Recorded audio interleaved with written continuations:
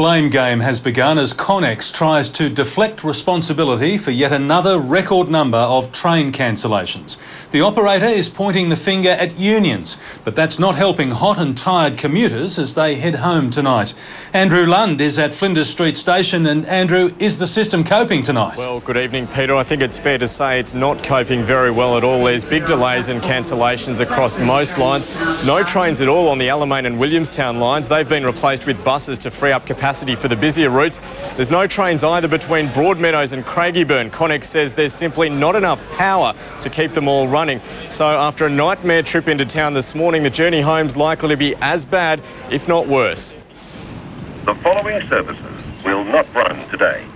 The 9:10 City Loop. Even that was an optimistic estimate. If it's this bad now, how are we going to get home tonight when it's 43? But this morning, commuters had someone new to blame. Solo round-the-world yachtsman Jesse Martin crashed through boom gates at McKinnon, throwing the Frankston line into chaos. He's seen the train at the last minute. There is some confusion about the actual circumstances, but that matter's under investigation. The 27-year-old escaped, embarrassed but unharmed.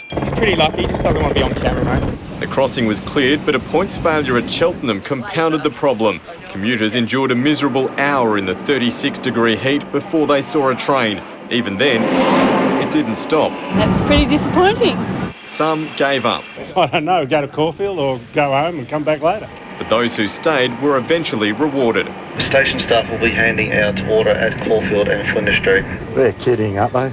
Things were just as bad last night. V-Line and suburban trains were brought to a standstill by buckled track at St Albans. We have to get on buses. It's like we've been here for like 2 hours. But with melting rails, points failures and a car crash, this morning Connex changed tack and blamed the union. The train operator says 80% of cancellations could have been avoided. Because of faults that have been basically reported, triggered trains to be taken out of service, that in our view needn't have taken trains out of service. As the system struggles to cope, 8 three-car sets are sitting idle at the Newport workshops. Some of these trains have been here since November. Connex says they're ready for passengers, but is accusing the union of refusing to let them back on the rails. It's clearly not good enough, and the union and Connex and the government are going to need to resolve this and resolve it quickly. But the Transport Minister maintains hot weather is the main culprit. When it's 26 degrees in London, there's been buckling on tracks. So it's not unique, but that doesn't mean we're not going to respond to it. This afternoon, Connex cancelled all services on the Williamstown and Alamein lines. Trains have been replaced with buses.